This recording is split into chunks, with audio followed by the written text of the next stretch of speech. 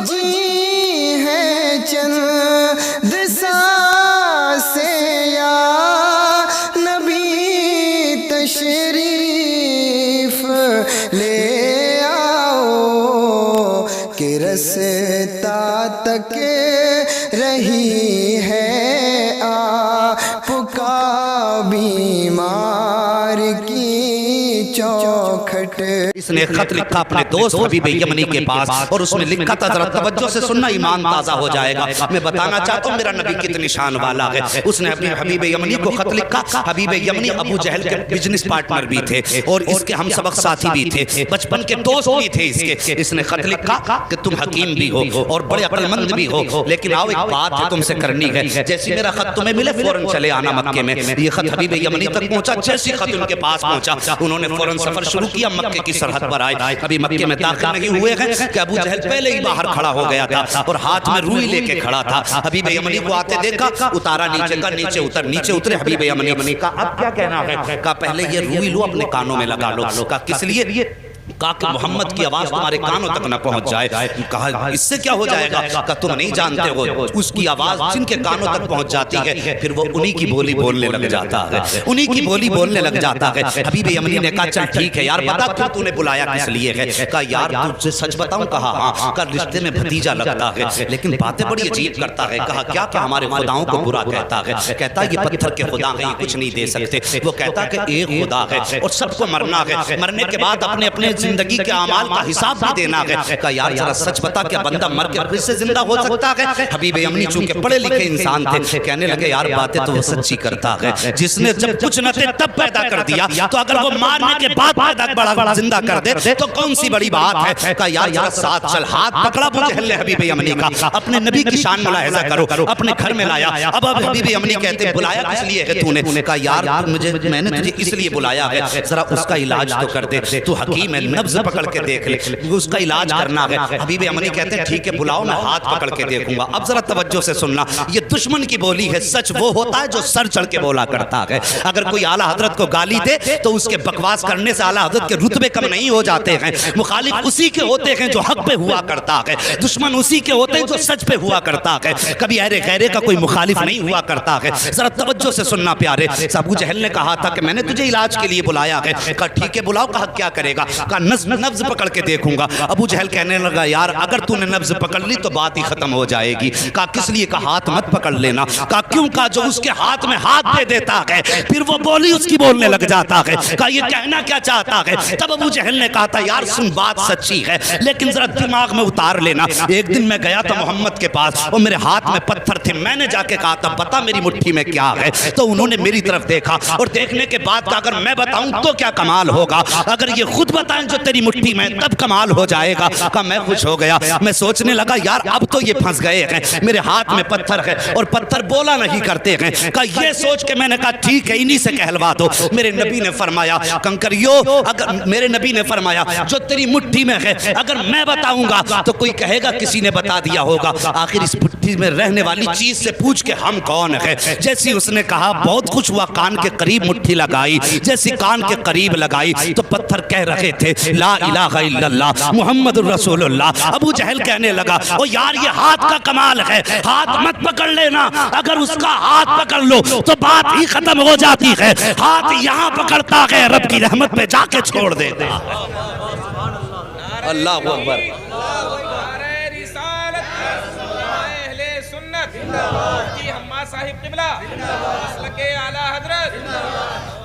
ہاں صاحب کہا کہ ہاتھ مت پکڑ لینا۔ کہا ٹھیک ہے پھر؟ کہا پھر اگر ہاتھ نہیں پکڑنا تو کم سے کم اس کی آنکھوں میں جھانک کے دیکھوں گا، آنکھوں کے ذریعے بھی بیماری کا پتہ چلتا ہے۔ یہ ڈاکٹر لوگ بیٹھے ہوئے ان سے پوچھئے آنکھوں کے ذریعے بیماری کا پتہ چلتا ہے، اور یہ علماء اکرام ہے بڑے بڑے علماء، ان سے پوچھئے کہ جادو اور آسیب کا پتہ بھی آنکھ سے چل جاتا ہے۔ تو کہنے لگے ٹھیک ہے پھر آنکھ میں جھانک کے دیکھوں گا۔ کہا اس کی آنکھوں میں آنکھیں مت ڈال دینا۔ کہا کس لیے؟ کہا اگر آنکھ سے آنکھ ٹکرا گئی تو کام ہی ختم ہو جاتا ہے۔ یہ دشمن کہہ رہا کہ آنکھ میں آنکھ مت ڈال دینا۔ کہا پھر؟ کہا اگر آنکھ سے آنکھ ٹکرا گئی تو قصہ ہی ختم۔ کہا کیا ہو جاتا؟ کہا ایک بار بلال کی نظر پڑ گئی تھی محمد کے چہرے پہ، پورے مکے نے مارا یہاں تک کہ جسم سے خون بہا، کھال جلائی، چربی پگھل کے جلی۔ میں نے کئی بار مار کے کہا تھا محمد کا دامن چھوڑ دے۔ کہنے لگا اس کی آنکھوں کا کمال یہ ہے کہ جب سے اس کی نظر محمد کی نظروں سے جا کے ٹکرائی ہے، دنیا کا ظلم ایک پلے میں، بلال کی ہمت ایک پلے میں، وہ دنیا چھوڑنے تیار ہے، محمد کو چھوڑنے تیار ہی نہیں ہوتا۔ بس آنکھیں بھی مت دیکھ لینا۔ تو کہا یار پھر بلایا کس لیے ہے؟ ہاتھ بھی نہیں پکڑنا ہے، آنکھ میں بھی نہیں دیکھنا ہے، بلایا کیوں ہے؟ کہا پھر ایسا کر خوشبو سے پتہ لگائیں گے۔ کہا تو پھر ٹھیک ہے، تو کام ہی نپٹا دے گا۔ کہا پھر؟ کہا خوشبو سے سونگ کے بتاؤں گا کیا ہے۔ کہنے لگا اس کی خوشبو کی سونگنے کی ضرورت کیا ہے؟ پورا مکہ گواہ ہے، جس گلی سے گزر جاتا ہے 8 دن تک گلیاں مہکتی رہتی ہیں۔ بولو یار ذرا سبحان اللہ۔ جی اگر تھک کے بھوکے بیٹھیں تو میں قربان بھائی سے کہوں گا انہیں پہلے کھانا بانٹ لیں۔ اگر تھک کے نہیں بیٹھے تو محبت سے بولیں ذرا یا رسول اللہ۔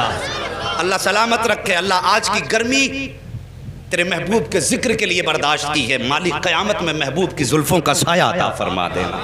بس توجہ کرے، اگر تیرے میرے یار کی باتیں ہوں، اپنے محبوب کے تذکرے ہوں تو محبوب کا دل ٹھنڈا ہوتا ہے۔ ہم نے رب کے محبوب کا ذکر چھیڑا ہے، یقیناً خدا راضی ہو جائے گا۔ بس توجہ کریں۔ کہنے لگا خوشبو سونگنے کی ضرورت کیا ہے؟ جن گلی سے گزر جاتے ہیں 8 دن تک گلیاں مہکا کرتی ہیں۔ کہا کوئی ثبوت ہے؟ کہا ہاں۔ کہا کیا؟ کہا گزار کے دیکھ لو اور آنے بھی دو، قدم رکھنے سے پہلے خوشبو گھر میں آ جائے گی۔ ایک دن میرے نبی نے نا اپنی زوجہ حضرت خدیجۃ الکبریٰ سے کہا تھا خدیجہ 25 سال ہو گئے میرے ساتھ، 25 سال میرے ساتھ ہو گئے تمہیں، لیکن کبھی محمد کو دروازہ بچانے کی ضرورت نہیں پڑی۔ سارے بولو صلی اللہ علیہ وسلم۔ کبھی دروازہ بجانے کی ضرورت نہیں پڑی۔ بتاؤ میرے آنے سے پہلے ہی جیسے قدم دروازے پہ آتا ہے تم دروازہ کھول دیتی ہو، کیسے پتہ لگاتی ہو؟ تو کہتی ہیں حضور آپ اپنے دروازے سے پہلے والے چوراہے پہ ہوتے ہیں کہ آپ وہاں ہوتے ہیں، خوشبو آپ سے پہلے گھر کے اندر آ جایا کرتی ہے۔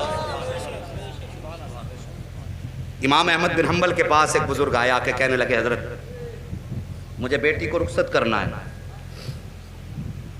بیٹی کو رخصت کرنا ہے۔ کہا پھر؟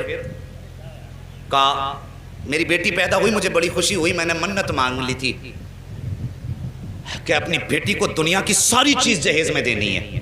حضور میں اس وقت امیر تھا لیکن اب بڑا غریب ہو گیا ہوں، میری یہ نظر پوری کیسے ہوگی؟ آپ نے فرمایا جا قرآن بیٹی کو جہیز میں دے دے، دنیا کی ساری دولت چلی جائے گی۔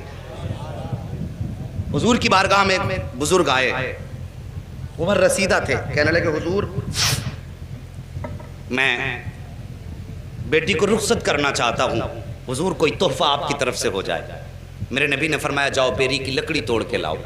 وہ ایک لکڑی توڑ کے لائے، حضور نے نا یوں، توجہ ہے اشکر بھائی، حضور نے یوں اپنے بازو سے رگڑی اور اس پہ سرکار کا پسینہ لگا اور فرمایا جاؤ یہ عطر اپنی بیٹی کے لگا دینا۔ کیا فرمایا؟ جاؤ یہ پسینہ میرا اپنی بیٹی کے لگا دینا۔ مورخین نے لکھا ہے لے کر کے گئے وہ پسینہ سرکار کا بیٹی کے لگایا، جب داماد آئے گھر کے اندر تو وہی پسینہ داماد کے لگایا۔ اللہ اکبر۔ مورخین اور محدثین فرماتے ہیں کہ ان میں تو خوشبو آتی رہی جب تک جیے، لیکن ان کی 7 پشتوں تک مصطفیٰ جان رحمت کی خوشبو آتی رہی تھی۔ اور امام قسطلانی جو سرکار کے 900 سال کے بعد پیدا ہوئے، آپ فرماتے ہیں جب میں اس گلی سے گزرا جس گلی میں وہ نسل آباد تھی جس پر مصطفیٰ کا پسینہ لگا تھا، امام قسطلانی فرماتے ہیں 900 سال گزر گئے، 900 سال کے بعد ایک بچہ میرے سامنے سے گزرا، جب میرے آگے سے گزرا اس کے بدن سے مدینے والے محمد کی خوشبو آ رہی۔ کہنے لگا سونگ مت لینا ورنہ 7 پشتوں تک مہکتا رہے گا۔ کہا جی پھر تو ہو گیا کام۔ حبیب یمنی نے اٹھایا اپنا سامان اور چل دیے۔ بھائی کدھر جا رہے ہو؟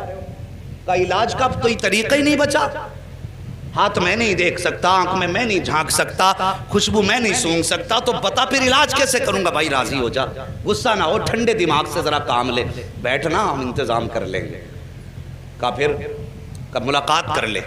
کہا ٹھیک ہے ملاقات کر لیتے ہیں۔ جگہ کا تعین، کدھر جانا؟ کہا ان کے ہاں تو نہیں جائیں گے، انہیں اپنے گھر بلا لیتے۔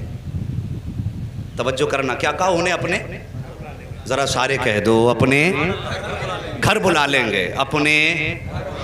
کاش اللہ اس آمد کے صدقے میں آج بھی مصطفیٰ کی آمد ہو جائے. واللہ وہ سن لیں گے، فریاد کو پہنچیں گے، اتنا بھی تو ہو کوئی جو آ کرے دل سے. کہا گھر بلا لیتے. المختصر یہ فیصلہ ہو گیا. سرکار کی بارگاہ تک خبر پہنچی، اسلام کا ابتدائی دور ہے. کہا حضور آپ کو فلاں جگہ پہ آنا پڑے گا. ابو جہل جس کا لقب ہے، مشہور ہے دنیا میں لفظ ابو جہل سے، کیونکہ میرے نبی نے ایک بار ابو جہل کہہ دیا تھا. آج تک پوری دنیا ابو جہل کہہ رہی ہے، اور حضور نے ایک بار کہہ دیا تھا تمہارا نام ابو ہریرہ ہے. پوری دنیا اصل نام بھولے بیٹھی ہے. حضور جو کہہ دیں وہی پتھر کی لکیر ہے. توجہ کیجئے. کہا ٹھیک ہے. لیکن جب یہ خبر ہوئی کہ حضور ابو جہل کے گھر جا رہے ہیں، اصل نام ابو جہل کا عمرو بن ہشام ہے، کہ عمرو بن ہشام کے گھر حضور جا رہے ہیں. باتیں ہونے لگی کہ دشمن کے گھر جانے. حضور کا دل تھوڑا رنجیدہ ہوا. یا اللہ مکے میں ایسی باتیں ہو رہی ہیں. فوراً رب کی جانب سے پیغام آیا، محبوب اداس کیوں ہوتا ہے، گھر اس کا ہے چرچا تو تیرا ہی کرا رہے ہیں.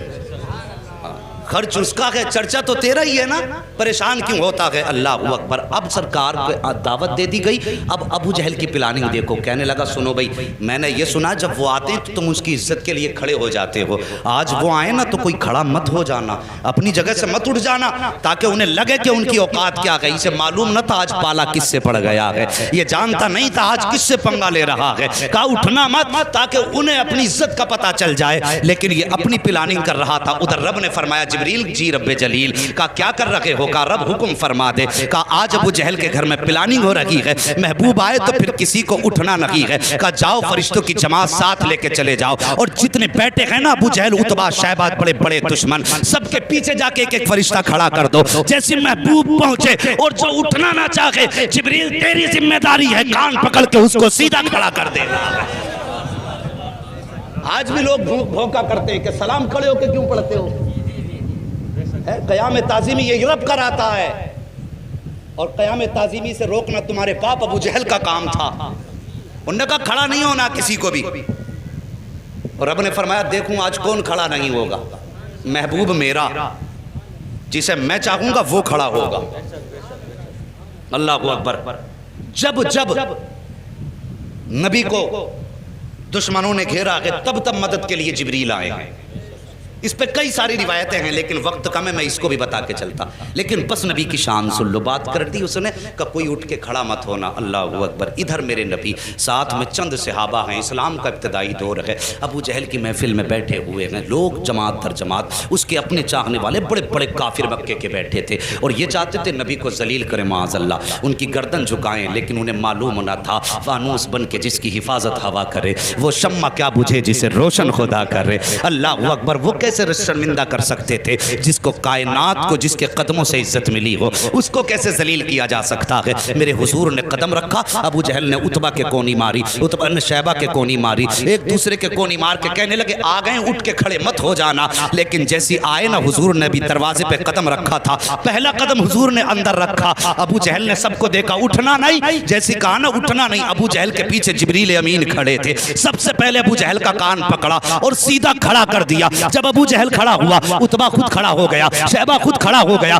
دشمن خود بخود کھڑے ہو گئے. جب سب کے سب کھڑے ہو گئے، میرے حضور نے اندر قدم رکھا، آئے عزت سے اپنی جگہ پہ بیٹھے، اور بیٹھنے کے بعد پھر پوری جماعت پہ ایک نگاہ ڈالی. جب نگاہ ڈالی ایک دوسرے کو تک رہے تھے. عتبہ شیبہ سے کہہ رہا تھا یار کیوں کھڑا ہو گیا، شیبہ عتبہ سے کہہ رہا تھا تو کیوں کھڑا ہوا. سب مل کے چودھری ابو جہل سے کہہ رہے تھے تم کیوں کھڑے ہو گئے. وہ کہہ رہا تھا یار مجھے خود نہیں پتا چلا میں کیسے کھڑا ہو گیا ہوں. میرے حضور بیٹھے ہیں، اور بیٹھنے کے بعد پھر میرے آقا نے فرمایا تھا چھوڑ دے اس کے کان. اتنا کہا نہ دھڑام سے ابو جہل نیچے گرا. جیسے نیچے گرا حبیب یمنی کہتے ہیں او حبیب یمنی نے کہا تھا ابو جہل پتا چل گیا ہے کہ سچا کون ہے جھوٹا کون ہے. تیرے کھڑے ہونے نے بتا دیا ہے کہ جھوٹا تو ہے، سچا رب نے محبوب کو بنا کے بھیجا ہے.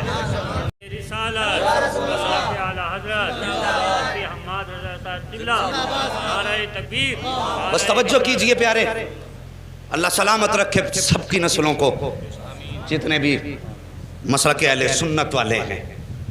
بس توجہ کیجئے.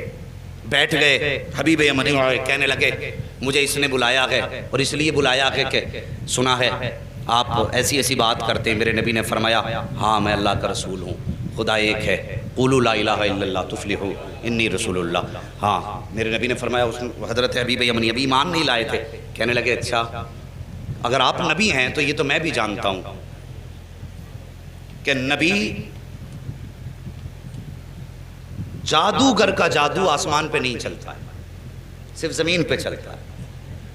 اس کا دعویٰ یہ کہ آپ جادوگر ہیں، میرے نبی کے بارے میں کہنے لگے کہ ابو جہل کا دعویٰ یہ کہ آپ جادوگر ہیں، لیکن میں یہ جانتا ہوں کہ جادوگر کا جادو زمین پہ چلتا، آسمان پہ نہیں۔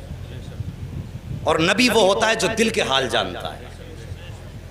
آج بد مذہب بدعقیدہ لوگ کہتے ہیں کہ حضور کو پیٹھ کے پیچھے کی خبر نہیں۔ حبیب یمنی ایمان لانے سے پہلے جانتے ہیں نبی وہ ہوتا ہے جو دل کی بات جانتا ہے، جو راز جانتا ہے، وہ نبی ہوتا ہے۔ یہ حبیب یمنی کہہ رہے ہیں، کہتے حضور اس لیے میرے 2 سوال ہیں، 2 سوال یاد رکھنا۔ حبیب یمنی کیا کہتے ہیں؟ میرے بولو سارے بولو، میرے 2 سوال ہیں، ایک سوال میں کروں گا جواب آپ کو دینا ہے، دوسرا سوال بھی آپ کریں گے جواب بھی آپ دیں گے۔ یہ 2 باتیں کہیں حبیب یمنی نے، اتنی بات کہیں میرے نبی فرماتے ہیں ٹھیک ہے بتاؤ پہلا سوال کرو۔ کہا میں جانتا ہوں کہ جادوگر کا جادو آسمان پہ نہیں چلتا، اگر آپ نبی ہیں تو چلیے چاند کے 2 ٹکڑے کر سکتے ہیں آپ؟ وقت دوپہر کا تھا، دوپہر کا وقت تھا، سورج تھا، چاند نہیں تھا اس وقت میں۔ کہا آپ چاند کے 2 ٹکڑے کر سکتے ہیں؟ میرے حضور اٹھے، کہا چلیے۔ حضور آگے آگے، حبیب یمنی پیچھے پیچھے، ابو جہل سب سے پیچھے۔ جب حضور چلنے لگے نا، ابو جہل نے یوں گردن جھکائی، چہرہ اتر گیا۔ ایک کہنے لگا چچا بات کیا ہے؟ کہا بات پوچھتا کیا ہے، جو یہ کہہ دیتا ہے وہ کر کے دکھا دیتا ہے۔ اگر اس نے کہہ دیا ہے تو اب سمجھ لے ٹکڑے کر کے دکھائے گا چاند کے۔ اللہ اکبر۔ جبل ابو قبیس پہ میرے نبی تشریف فرما ہوئے، دوپہر کا وقت تھا، اشارہ کیا تو سورج چھپ گیا، دوسرا اشارہ کیا چاند آ گیا۔ اس کے بعد آقا نے حبیب یمنی کی طرف دیکھا، کہا کروں ٹکڑے؟ کہا جی۔ اتنا کہا میرے حضور نے انگشت نبوت اٹھائی اور یوں اشارہ کیا تو ایک ٹکڑا پورب میں تھا، دوسرا پچھم میں چلا گیا ہے، چاند 2 ٹکڑے ہو گیا۔ جب چاند 2 ٹکڑے ہوا، آپ فرماتے ہیں اب بتا کیا رائے ہے، انہیں جوڑنا ہے یا قیامت تک کے لیے ایسے ہی چھوڑنا ہے؟ اللہ اکبر۔ حبیب یمنی نے کہا تھا اب جوڑ بھی دیجئے، یوں میرے نبی نے اشارہ کیا، چاند جڑ گیا۔ اب اس کے بعد حبیب یمنی کہتے حضور میں تو مان گیا ہوں آپ اللہ کے نبی ہیں، لیکن اب اس کی تسلی کے لیے اب آپ میرے دوسرے سوال کا جواب دیں۔ میرے نبی فرماتے سن، یمن میں تیری ایک بیٹی ہے جو مفلوج ہے، جس کی آنکھوں سے بھی نظر نہیں آتا ہے، کانوں سے سنائی نہیں دیتا ہے، زبان سے گونگی ہے، ہاتھ پیر سے اپاہج ہے، اور تو یہ چاہتا ہے اللہ اس کو شفا عطا فرما دے۔ اتنا سننا تھا، قدموں پہ گرے حبیب یمنی مصطفیٰ کے، کہتے آقا دیر نہ کیجئے، ہاتھ بڑھائیے، کلمہ پڑھائیے، میں مان گیا ہوں، پہچان گیا ہوں یہ جھوٹے ہیں آپ سچے ہیں۔ میرے نبی نے کلمہ پڑھایا۔ حبیب یمنی جب رخصت ہونے لگے، حضور فرماتے ہیں جا، ہم نے تیری بیٹی کو بھی شفا عطا فرما دی ہے۔ اب توجہ کیجئے، یمن کا مدینے سے فاصلہ دیکھیے اور یہ دوریاں دیکھیے۔ آقا فرماتے ہیں اللہ نے تیری بیٹی کو میرے ذریعے شفا دے دی ہے۔ حبیب یمنی دروازے پہ آئے ہیں، دروازہ کھٹکھٹایا، اندر سے آواز آئی، اس بیٹی کی آواز جو بول نہیں سکتی تھی، کہتی بابا ٹھہریے ابھی آ رہی ہوں۔ بچی جو چل نہیں سکتی تھی توڑ کے دروازے پہ آئی ہے، دروازہ کھولا، حبیب یمنی نے بیٹی کو دیکھا، زارو قطار رونے لگے، فرماتے بیٹی یہ کیسے ہو گیا، کیسے ٹھیک ہو گئی؟ بچی نے کہا تھا بابا دوپہر کا وقت تھا، میں لیٹی ہوئی تھی، لیکن اچانک شور ہوا کہ اندھیرا ہو گیا ہے، اندھیرا ہو گیا ہے بابا، مجھے تو نظر نہیں آتا، لیکن جیسی شور ہوا اندھیرا ہو گیا، میں یہ سمجھی رات ہو گئی ہے، میں لیٹی میری آنکھ لگ گئی، کیا دیکھتی ہوں خواب میں بڑے حسن والا چہرہ، بڑی خوبصورت وجاہت والا ایسا چہرہ تھا بابا کہ نظر پڑنے کے بعد ہٹنے کا نام نہیں لے رہی تھی۔ وہ میرے خواب میں آیا، اس نے آ کے میرے سر پہ ہاتھ رکھا، بابا ہاتھ لگنے کی دیر تھی کہ میرے پورے بدن کو اللہ نے شفا بخش دی ہے، اور بابا مجھے کلمہ بھی پڑھا کے گیا ہے۔ اللہ اکبر۔ اتنا سنا، بیٹی کے سر پہ ہاتھ رکھ کے حبیب یمنی روئے اور کہتے بیٹی میں بڑے نصیب والا ہوں، جس کی تو بات کر رہی ہے میں اسے دیکھ کے بھی آیا ہوں، اس کے ہاتھ میں ہاتھ دے کے بھی آیا ہوں، اور اس کے شہر میں کلمہ پڑھ کے آیا ہوں۔ تب بیٹی نے رو کے کہا تھا بابا نصیب والے آپ نہیں ہو، بلکہ آپ سے زیادہ نصیب والی میں ہوں۔ کہا بیٹی کس لیے؟ کہا آپ جا کے اس کے شہر میں گئے ہو، تب کلمہ پڑھا ہے، میں کتنے نصیب والی ہوں کہ وہ میرے گھر آ کے مجھے کلمہ پڑھا کے گیا ہے۔